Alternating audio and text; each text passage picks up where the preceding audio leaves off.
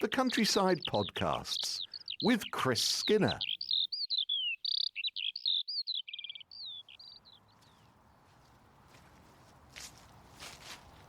Bright sunshine on this January morning and the colours of the Norfolk countryside. Although it's a bleak winter, the greens are coming up nicely. We've had some very cold weather, Chris, recently. Matthew, we have.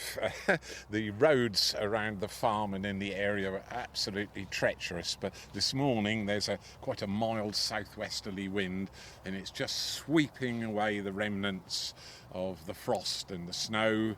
We only had about couple of inches, about 50 mil of snow here in this part of East Anglia, but it was accompanied by some really cold weather, and it just brought everything to a complete standstill, and it tested our wildlife to the absolute limit, because it went from being quite mild and amiable to, well, hostile is the only word for it. And so the small birds I felt really sorry for, as I could sort of look out of the window with a log fire blazing and it's nice and warm inside, and outside I was sort of fretting for the long-tailed tits, the blue tits. Remember, we visited them in last week's podcast at one of the bird hides, and it's those small birds that can lose heat so quickly. So getting good quality food in the daylight and then finding somewhere safe and warm and sheltered to spend the night is absolutely crucial for them.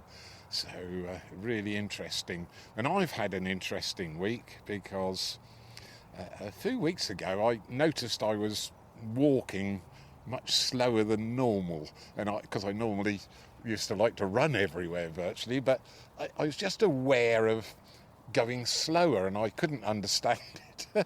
And I tried to alter it and walk a bit faster, and then I started to feel a little bit unusual, I should say. A bit of, I don't get anxious, but I felt, that's the only description I've got for it, that I felt some anxiety. So I went to the local GP and they were going to arrange an appointment for me in about 2 weeks' time, and it didn't feel right. I didn't make an appointment, but I got somebody to take me to A&E, the Norfolk and Norwich local hospital, and got in the queue, and they sort of say, "What are you here for?" And I said, "I just feel anxious across my chest, no pains." And within about 2 minutes a stretcher arrived and I was whisked into the cardiology department, and there it was. My heart had gone into overdrive, to put it mildly, and normally 60, 70, 80 beats a minute, and I was over 200, and and that's what was causing the sort of heart flutter, it's called in non-technical terms. So they gave me some drugs, and I then went back this Monday, just a few days back, and had a cardiology department appointment, and they did a sort of proper heart scan, an angioplasty there, and put some dye in so they could have a look at my arteries, and there it was, clogged arteries. And so quick diagnosis was, yep, Mr. Skinner, there's few arteries there too many to stent, which is when you can expand the artery and return the flow of blood to the heart back to normal. And he said, "Oh, right, we'll book you in for an urgent bypass." And you kind of, they say life can turn 180 in a matter of days. Well, it turned 180 in about a minute, because that obviously is quite major surgery, and I'm quite cheerful about it. I mean, I'm lucky, because that was what actually took my father. His death certificate stated acute arterial stenosis, which is exactly what's happened to my arteries. It might be slightly hereditary, but I'm not sure. But with farming, I suppose part of the anxiety is you live as though you're going to die tomorrow, or you try to, but you farm as though you're going to live forever. And all the work I've done is perhaps for the next generation, and I can see me now sort of having to stand back a bit compulsorily, although I'm itching to get back on the chainsaw. There's a few more felled trees to chop up into firewood, and I'm going to have to start for the first time in my life to behave myself. Well, good luck with that. Yes, so But, you will have to, won't you? Because this is a major surgery. yes, it is. Yes, so it's going to take a few weeks recuperation, as long as it's successful. And I'm prepared for anything really, and I'm hugely supportive of the hospital. The treatment I've had is just mind-blowingly brilliant, is the only way to describe it. Rat's very happy with this arrangement. He's been getting a few more walks than normal, and he's taken himself down the edge of this area of woodland, County Hill Plantation, where we often come, one of the first podcasts of each year, we've done it for several years, looking at spring flowers. And there's one here in particular called Sweet Violet, and there's lots of violets on the bank in front of us. I haven't yet found any flowers. This would have been under snow this time yesterday. It was under snow first thing this morning. Yes. Oh, I thought I saw a bloom there, but it's this white snail. Yes, that's a snail shell there. Yeah. But the snow is just disappearing by the minute. This warm wind wafting over the top. You can see there's a north-facing slope over there. See all the rooks having a wonderful time up on the horizon. Yes, there are. We've got some questions a bit later on about that. Oh, yes, look, there's rooks and wood pigeons coming down. We'll pop up there shortly and see what we can see in the wild bird cover. But there are some other sort of wildflowers here which are just out in flower.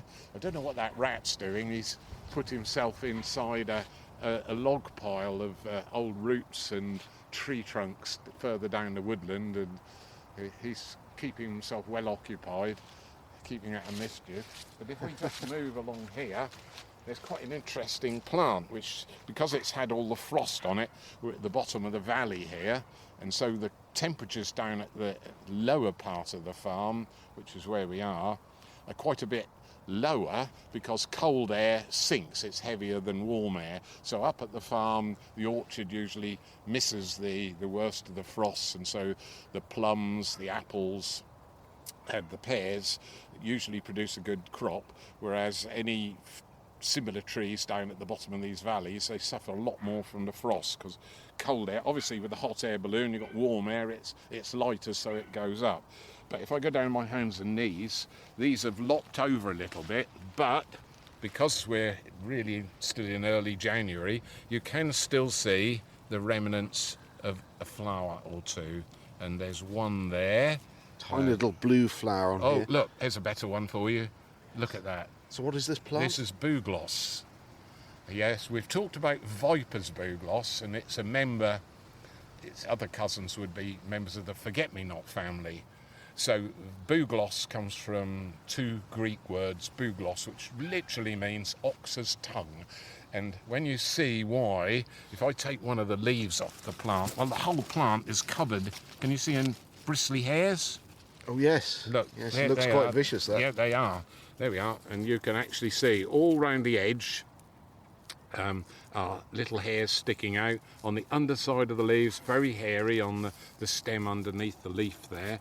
And on the top surface as well, covered in these little hairs. So it's bristly. And if anybody's ever been licked by a calf or a dairy cow or something, you'll have this very rough tongue which like they use for grazing. It's exactly like that, and they wrap their long tongue, cattle, cows in particular, and the bullocks we used to have on the farm, they wrap their tongue round the long grass, and so they don't really use their teeth, and wrap it round and tear it out like that.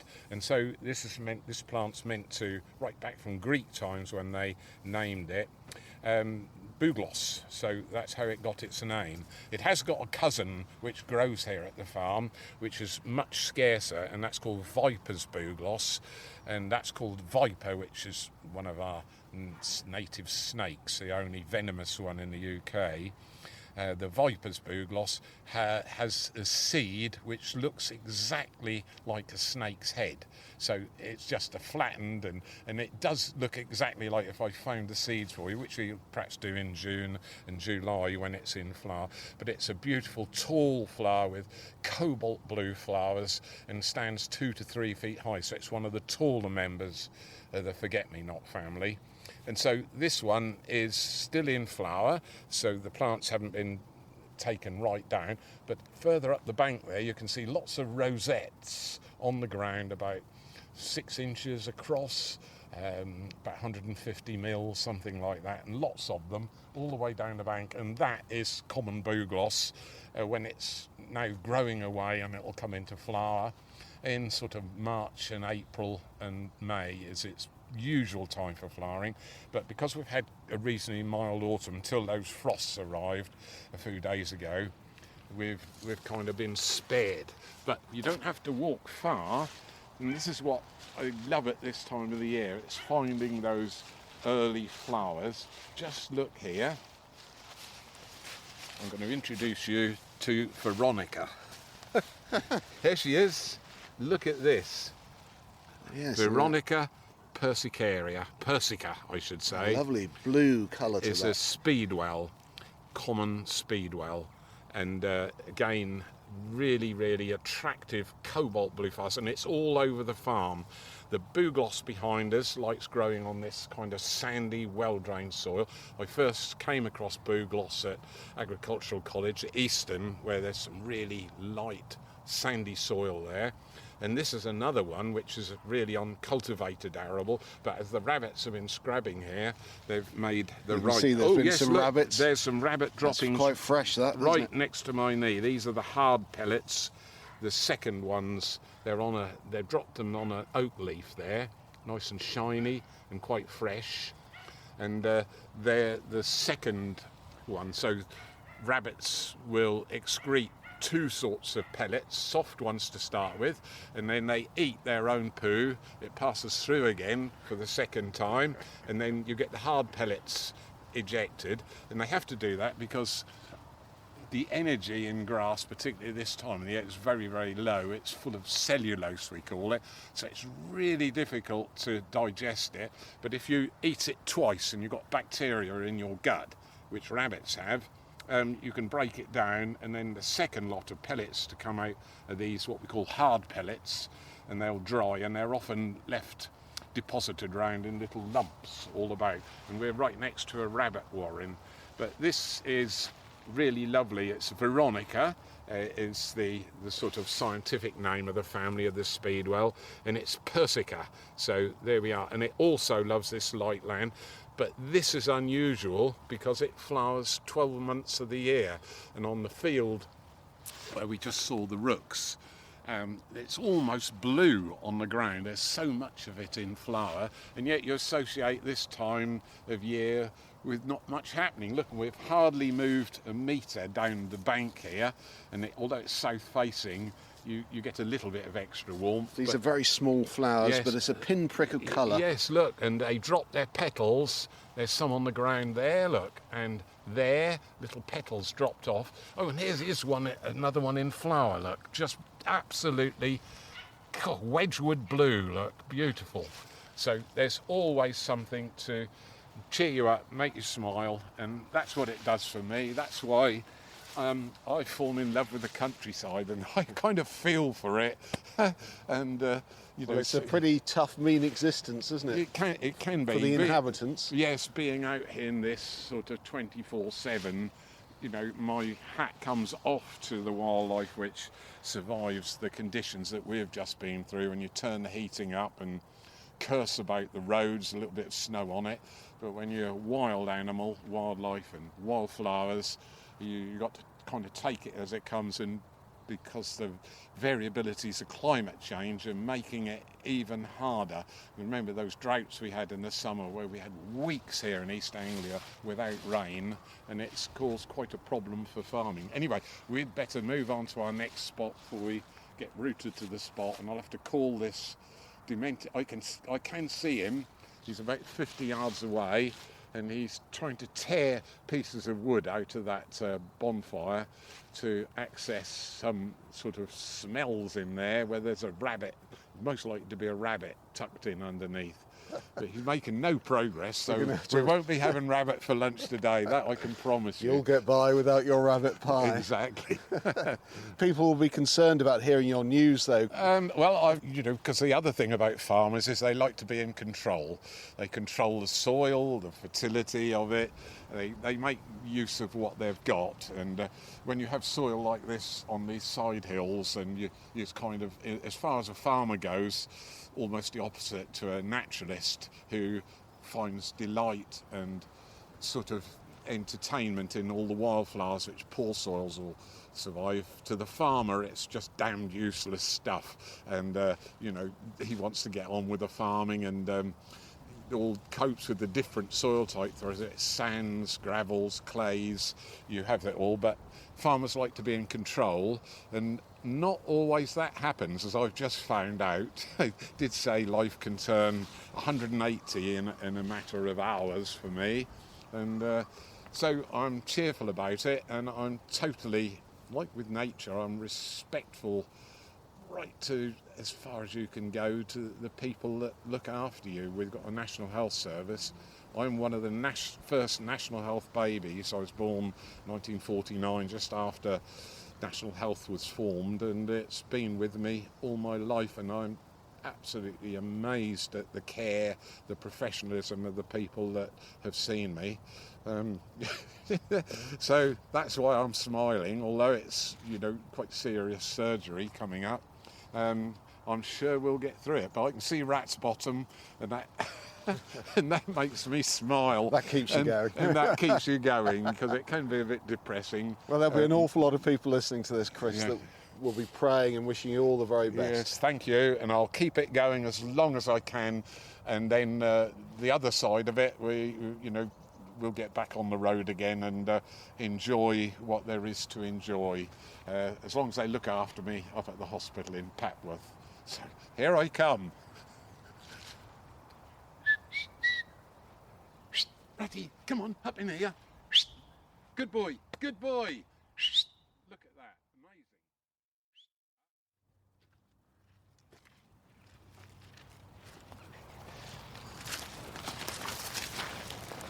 Brushing through the teasels here. There's the teasel walk behind us with a white floor. You don't envisage that when you cut it in the summer, do you? No, amazing. The snow's still on the ground. Yes, and we're just walking out. This is a 30-acre field, and it is absolutely swarming with birds. The bottom half of the field, there's a terrific flock of goldfinches, some linnets there, and on top of the hill here, right out in the middle, here they go. Look at that. This is exactly what we saw from the bottom of the hill there. Yeah, oh, still coming up, look, 500, 800 jackdaws, rooks, wood pigeons. It's still quite a lot of cover here, but it's absolutely jam-packed with seed. So the birds at this time of the year are doing what they do. That old motto again comes to mind. Still more coming up out of the crop, because we've walked into their territory. Birds of a feather flock together, they say. So you've got mixed flocks as well as just solid pigeons, all sorts of different bird species, all grouped together in large numbers. Helicopter flying up towards us, going straight towards, I think, the Norfolk and Norwich Hospital there. Is that a yellow one? Possibly. Yes, and there go some more birds up. If we walk out a little bit further, yeah, that's an ambulance helicopter, and we may come across some deer. I estimate there's probably a dozen Chinese water deer out here. We've covered monkjack before. So this is one of your fields planted exactly for what is happening now, the hungry gap for the birds. Exactly that. This is the beginning of the hungry gap. We've had a few questions in the past weeks about lack of birds in people's gardens, and suddenly it changes round, and you'll have quite a number of different bird species coming in if you regularly feed your garden birds with mixed food, so they've got different choices for different birds. Then you'll attract them. And also, remember last week's question, we had one from Northern Ireland about the lack of Redwing and fieldfares over there, and they were certainly, I've got reports of them arriving in quite large numbers. Now, we've still got some snow on the ground, so I'm looking down in the ground, and you can be your own wildlife detective. Hadn't planned to do this. I thought the snow had gone, but because there was a hare. Oh, look at that. Ear bolt upright. That beautiful sight against the early morning sun low down in the sky. But there's lots, the snow, oh beautiful. Fox footprint, look. Just a cracking print there. There's the pad, yes. Yeah, the pads. Four little pads at the front, and you can just visibly see the claws. Just amazing. What's this, a slot, is it? That's a slot. That's roe deer. About 50 mil, the size of the print. You can actually help to tell the deer species by the size of what we call the slot, and that's the technical name of the little footprint into the soft ground. In this case, it's in the snow, and of course you wouldn't necessarily see those out in daylight, although on our last visit we did bump into a pair of roe deer on this particular field. So you can see it's alive with different animals at different times. This is just a few square feet on a huge field here. Yeah, and the whole thing is peppered in all different Something's directions. gone up there. I don't think it's rat. No, he is going round in the patches of thistles, but will be being looked at by hares out in here, by deer, and quite large mammals, and they kind of secrete themselves. You don't know which way to walk, but all they'll do is run from one part of the field to another and then hunker down again. But you can see the activity, and it's like being, yes, your own wildlife detective without having to be up in the hours of darkness. So badgers will have crisscrossed the field here, looking for various items of food. We've got a very wide... What's this, Chris? That's roe deer again. Oh. Yes, yeah, so quite a large slot. I'm just looking for some smaller ones. Is that a badger? Yeah, that's a badger. Whoa! Well done. Yeah, very big, that's 2.5 inches across, very wide foot, and a smaller back foot just behind it. Can you see? So two different print sizes. Oh, that's beautiful deer slot. Yes, yeah. And so we're just following one of the tracks, and I'm looking for the small ones. Here we go, muntjac, smaller little hoof mark there, and then we'd look for the middle-sized one, which would be the sort of Chinese water deer here, which is almost a small herd of them on here.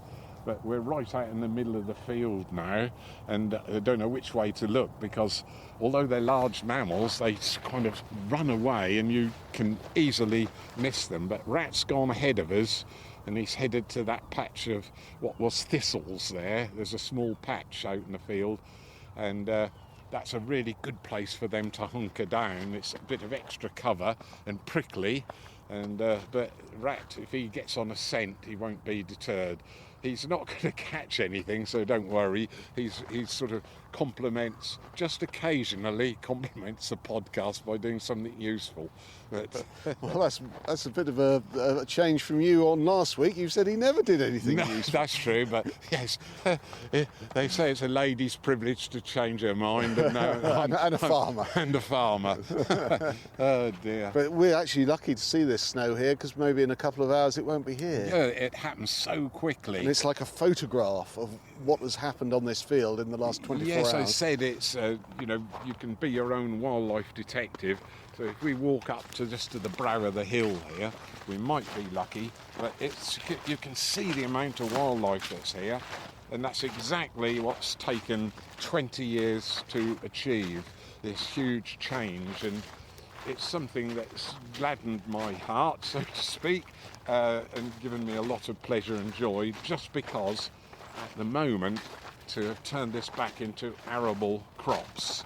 I think many farmers are now realising that, why are they doing it? You farm for profit, you judge what type of land you've got, you judge therefore what types of crops you can grow, And the cost of production, particularly for cereals, crops like spring barley this last year, they're rock bottom prices. And of course, the costs of growing them, fertiliser, particularly the machinery, labour, has all gone up.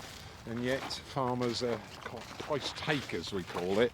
And here's where we're now coming into the area where all the speedwell is, a common speedwell. These are speedwell plants down here that we looked at down the side They'll have of the been woodland. flattened by the snow. They have been, yes. Well, there was a good couple of inches on them, and it's now melting as we're watching. But can you see the amount of wildlife footprints? Look, and it was only over 24 hours. Fox, there, just slightly different, slightly elongated, smaller dog-like print, and it wasn't rat, I promise you. He's gone out to the side of us. So this how big is this field? This is 30 acres. 30 acres. Now that's a large expanse. Yes. And wherever you look on the ground here, just within inches, Yes. there's wildlife activity. Yes, over the whole field, that quickly as well. So it's not anything that, you know, that's been here for months to get these number of prints. Look at that for a beautiful slot. So the wildlife is moving in all sorts of different directions, and you can get the two little dew claws at the back on this one. Look, there they are. It's sunk in the ground just a little bit. Although we had the snow, the ground isn't rock hard underneath. Look, it's still quite soft. So the print has gone into the snow. A little bit unusual because there's like a triple slot, and that's because the deer, as it goes along walking, the back feet's registering with the front one, and so it's using the same little slot. But there's the dew claws at the back of the front foot there. So Incredible. Really interesting. So you've got all sorts of deer species. There'll be muntjac, Chinese water deer, roe deer, and occasionally one which is about almost the size of your hand if you put it down in the snow, about 4 inches across. Britain's largest land mammal, which is the red deer, and we get those here just passing through from time to time. And when you do, I think you get quite excited, don't you? I do. That's just another special moment, and the birds are all perched up in the woodland. Right on one side, that's barnwood, and they're waiting to come back down here as soon as this delinquent terrier has come out. But he's sitting down now. He's done really well. But I'm really surprised we haven't bumped into Chinese water deer out here. They hunker down till the last minute, and although they said they're large mammals, 20 kilos or so, so it's quite a large dog. They discrete themselves, or secrete themselves, I should say, down in the cover here. And they're here, but it's finding them, and they're perfectly camouflaged as well. Head goes down on the ground to make themselves look invisible. Lovely.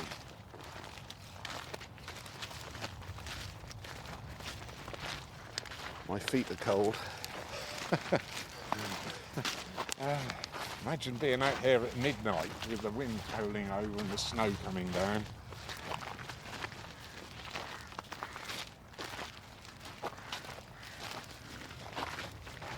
These are sunflowers, aren't they? Yep, that's the remnants of the sunflowers. Fox has been here digging out a mouse's nest. Nice deep hole there. That's quite an excavation. Yeah, it is, yes. So it's dug out, and a poor mouse, the foxes, that's quite one of their main diets, are small rodents. Still birds flying all about. And if we walked on a bit more, I mean, we walk forever on this field, but we'd certainly come across some of those Chinese water deer, which are quite spectacular with their little miniature tusks coming out from their top jaw. They look quite ferocious, and they use that for mating and fighting if other males. We're one of the few species that don't have antlers at all, and I'm quite surprised we didn't bump into them here. We saw evidence, though. Yes, we have, yes.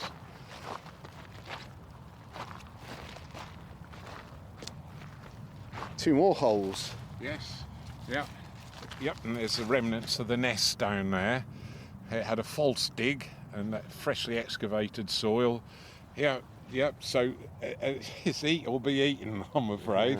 And so in this there's weather, you need more energy. Yes, there's a very large supply of small mammals out here. It's been overwinter wild bird seed mix for about 10 years now, this particular field. And so it's given a chance for the small mammal numbers to build up. So they're then food for larger animals up the food chain, your badgers, and then the birds of prey, which we normally come across, things like kestrels, sparrowhawks, and obviously the buzzards as well, and carrion crows. We'll take living prey up. Well, what's this? These are birds. Yeah, this is where we're now coming to the area where the jackdaws, wood pigeons are all feeding, and it's quite difficult to tell who's who. But you have these little, like arrows in the soil, little triangular feet, 3 toes facing forwards and 1 toe facing backwards, and that tells you they're either the jackdaws or the wood pigeons there. Lots of prints, so well done. It's quite it's educational, isn't it, to see what's out and about, either in daylight hours or at night, but the snow leaves the trace of who's been about. Yeah. It is worth getting chilblains for. I know I'd get the blame for something.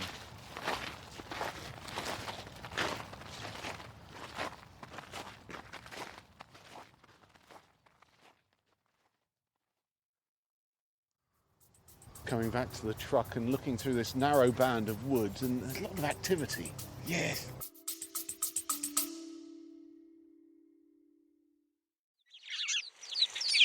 Chris, the sound of some of your favourite birds.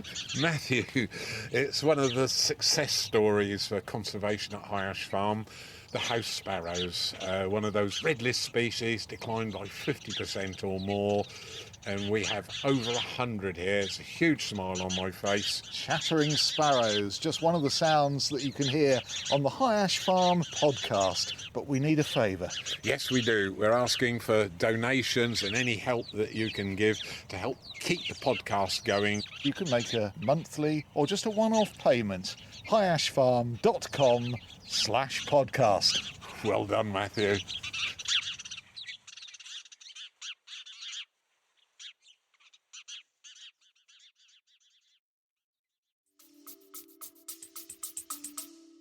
Full of them. There's the redwing for you, Matthew. Yes, just feeding on anything on the woodland floor. There's some open areas. There's a blackbird joined them as well, so members of the same family, and it's swarming with them in there. There's a good 50 birds just coming down onto the woodland floor, going back up again. And another helicopter coming over. It's very busy this morning in the skies. It's a different one against the blue sky there. Well, it's good to have the redwing back. Yes, there they are, just masses of them. And they're using the ivy as well. Just one's gone in above our head.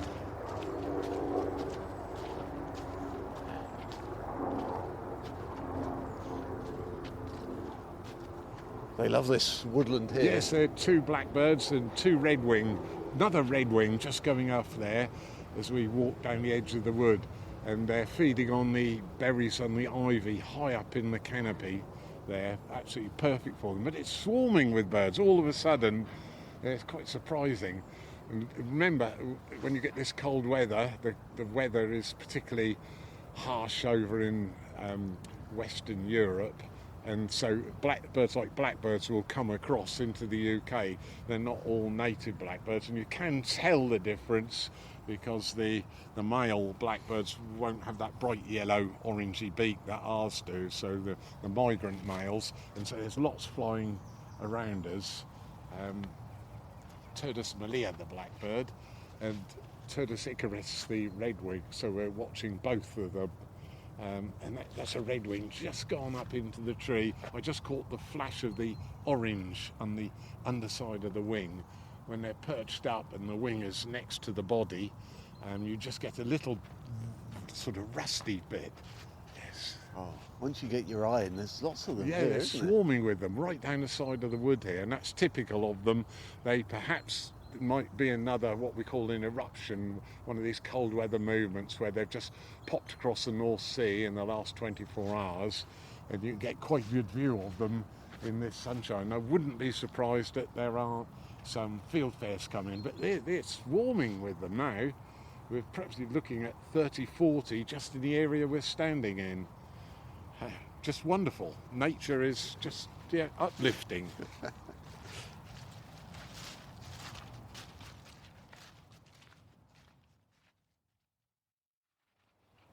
Very low sunshine still, but the nights are getting longer, Chris. Yes, already we're gathering about 5 to 6 minutes per week. Oh, out there, Matthew, right in the middle of the field. Exactly what we didn't see. Look, almost walking towards us, Chinese water deer. Two of them there. Oh dear, how did that happen? That's exactly where we were as well. Do you know, I was talking too much and not. Wow. Hey, we got some questions, Matthew. Yeah, here's Sheila Rolls. Today, whilst walking my dogs in the local woods, I heard a loud commotion, and when I looked up, I observed two large crooks. I used that when not sure if it's a rook or a crow. Never heard that before. No. Anyway, these rooks or crows, were chasing a buzzard, which flew into a branch just above my head, where I could see the buzzard had a large blackbird in its talons. The two rooks followed the buzzard, making it take off again, and continued to bombard it. The buzzard then released its catch, falling to the ground with a thud, beak down in the ground, clearly deceased. I waited for the buzzard to return, phone camera poised, but the other two crooks were still making such a noise it didn't return before I left with my dogs. Probably rooks, aren't they? No. The clue is in what they eat, and rooks are mainly vegetarian, so they eat plant matter, but they will eat worms as well. But they wouldn't be responsible, really, although they've got a bit of a hate thing going with the local buzzards, the local rookery, because buzzards will take young rooks off the nest in nesting time. But at this time of the year, what's happened, you've got a pair of carrion crows, and they've learnt one of these new tricks which wildlife kind of comes up with from time to time. Right back in the 1950s and 60s, blue tits and grey tits learnt that the pointer delivered on your daily doorstep had got cream on the top of it, if it was whole milk, and they would pick the top to get the cream out. Now,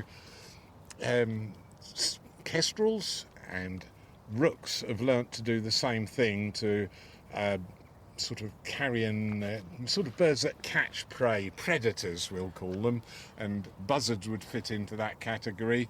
Barn owls, another one, they suffer from this constant bombarding when a pair of carrion crows will watch a barn owl hunting in the edge of a field, or in this case a buzzard had caught something and it looked like a jackdaw. There is a picture of it upside down in the snow where it's hit the ground, and it's difficult to actually tell what species it is unless you actually went up close, but likely to be a jackdaw. And buzzards are quite capable of taking that and carrying it off to eat it, but then when they're bombarded by a pair of carrion crows, relentless, and I've seen them dive bombing and actually hitting buzzards to make them drop their play. Kestrels will do it with barn owls that hunt in daytime, particularly when they've got young in the nest, and it depletes them incredibly. And so it's a trick they've learnt, and so it's learnt behaviour, and what you witnessed was exactly that. So lovely observation, thank you very much. I have to say these emails are wonderful because on these bits of paper they're covered in rats' footprints. Yeah, they are now. He jumped in the car before we got there, and you got to kind of read between the black splodges. Davy Jackson lives in a wonderful part of the world in North Norfolk, Stiffkey, up on the coast. Not for the faint-hearted when the wind comes off the north there, is it?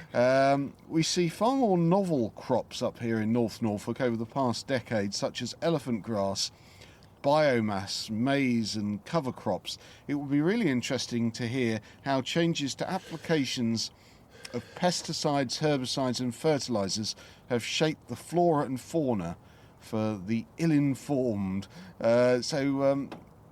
he was thinking rather how those changes have affected things. Yes, on intensive farming, because I've been on the go, really from my 17th birthday, and I did spend a year at college, but on the go now till 76 years old, so a long sort of cycle of observing farming as well as working on it 24/7, which is what I did. So I've seen changes in varieties, particularly the machinery. I was born right at the end of the horse era, and the changes are phenomenal, absolutely, in agriculture, and still carrying on, but it's still pretty much a older person's occupation. The average age of farmers is well over 50s and into 60s, and so there's this huge change. And now the new buzzword is min-till, which is what we do at the farm here. We no longer have a plough. Davey says, I've heard talk that soils only have a limited amount of cycles left in them. Yes, and that's completely right. If we're carrying on intensive farming, it happened in mid-America, where they just grew and grew and grew, used a lot of fertiliser, and created kind of arid conditions that became a dust bowl, and farmers lost the main asset, because that's what farmers look at, and naturalists will look at a piece of land as its capacity to produce natural plants, and farmers to produce a profit. And that's why you're in farming. So they're almost at opposite ends of the scale. And so min-till is quite important. Addition of green manures and increased fallow years, it says here, would continue to support the crops and wildlife and for generations to come. So we are just beginning to learn how to look after the soil properly so that you can retain annual productivity, because with sort of 70 odd million people in the UK now, it's crucial that we really do that. Oh, we've got some Happy New Year greetings from Chris, who's in North Yorkshire. Thank you for your wonderful podcast, Chris and Matthew. As a born and bred countryman and retired head gardener, I can relate to a lot of what Chris describes each week. Watching nature on my daily walks, it's fascinating to watch the changing of the seasons and how nature is so in tune with the slightest change to day length. Snowdrops, aconites popping through the frozen ground, catkins forming on the hazel trees. A couple of days ago, I watched 2 buzzards displaying. They were so high in the sky, I needed my binoculars, each taking it in turn to fly above the other before swooping at the one below. And he goes on to talk about a rookery below our house, and for a week or two the rooks have been busy repairing their nests. Yes, exactly. That's just starting to happen at the farm. And what you're watching is the pair formation of the buzzards, which happens at this time of the year. Again, they're quite early nesters. They'll choose sites like in this tall woodland behind us, right in the top of conifer trees. They're doing really well, which is bringing a big smile to conservationist faces, because it's all part of the tapestry of wildlife and biodiversity. And so they're doing well. And so it's really interesting to watch your observations about how high they fly, and they'll certainly go up to the base of clouds on days like this, a little bit later in the morning than is today, but they'll do this flying around about just before midday, and they'll go up circling above each other and sort of dive bombing, and it's all forming that pair bonding, which is so important to get them through the nesting season. Yeah. Happy New Year from Gillian Handyside, hoping 26 will be greener, kinder and compassionate. Yes, oh, thank you for that. Absolutely wonderful. And then we've got a few bits of fan mail as well here. Oh, that's lovely. Yes, Liz and Brian Mackman, thank you for your note on buzzsprout, whatever that is. Yes, yes. Is that something you grow in your garden? Well, possibly. They're buzzsprouts, and another one the same. Is that from Northern Ireland? I'm not sure. Trisha Monkman. Yes. I enjoy every aspect of your podcast, Chris, but I just want to say I don't know who writes the descriptive, beautiful introductions to the weekly content, but I wanted to say that they're always a pleasure to read. Oh, well, my son handles that side of it, so we'll have to blame Daniel for this. So I think he's top trumping. He's top trumping the content of the podcast. So we'll have to change that then, won't we? Yes, we certainly will. But thank you, everybody. I think there might even be some more. No, I think we've been through the questions questions, and a heartfelt thanks in the nicest possible way to all the correspondence that we've had there. Yeah, keep them coming in via email. You can find the address on the High Ash Farm website, and that's also the place to go to find out how to make contributions to donate to keep the podcast going. But in the meantime, Chris, thank you for another wonderful visit to the farm. Yes. In this cold weather. Yes. But if we'd have been here 24 hours ago, I think I'd have had 3 or 4 different layers on. Yes, and I wouldn't have blamed you, but it's just warmed up. And as we're here this morning, looking back across the northern part of the farm, across a couple of valleys, the snow is disappearing while we're speaking. It's really nice to see how quickly nature takes over and the warmth sets it all going again. We're heading towards spring, that time of hope, but nevertheless, fall winter leaves us lots of things to enjoy, admire and just revere out in the countryside.